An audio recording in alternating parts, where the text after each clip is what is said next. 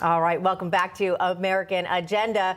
When Congress investigated the Biden family's finances, they did uncover $240,000 in a loan repayment to Joe Biden himself from his brother-in-law. But the question remains, what happened to the money?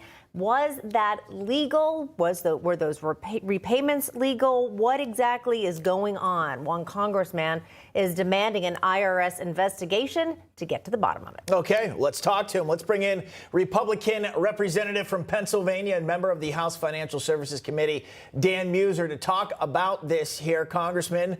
So what's your take on this $240K loan repayment? Do you think it's illegal here? Is this part of what the Republicans are looking at into impeachment proceedings potentially with Biden here? Explain for us.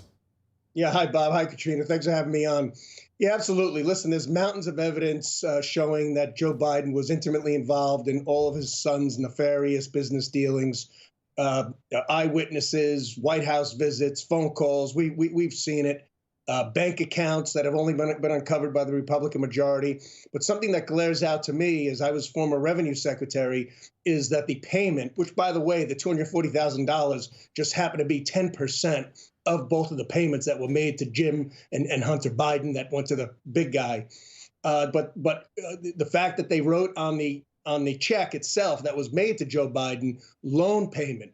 Now, they feel somehow or another, just by writing that clears them from any other documentation requirement or payment of taxes. But the problem is that's the oldest trick in the book on a state level and federal level. When you create a loan and make a loan to someone, it's legally required to have a promissory note, to have a reasonable interest payment, to have signatures on that loan amount, so it's legitimate. So I'm demanding from Secretary or Commissioner Werfel at the IRS that we see if those loans were actually were made, and if so, show us the documentation. If not, a crime was committed. Now, if he won't give me the documentation because of privacy, I'm demanding he look into it and get back to us with the answers as to whether or not that documentation exists. If not, the penalty is thousands of dollars in fines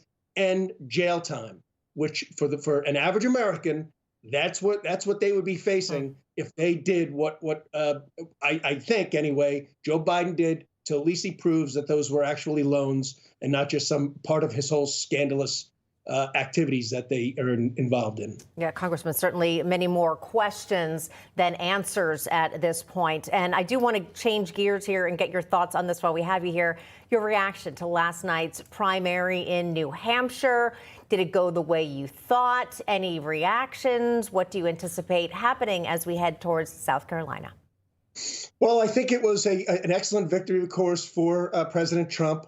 It was just about 12 points, which really what was projected. But what I find even more interesting is President Trump received more votes than any other person ever in a candidate in a New Hampshire primary. So that's very telling. What's also interesting is nearly half of those that voted for President Trump were not Republicans. They were independents. So he won on the independent vote, the Republican vote.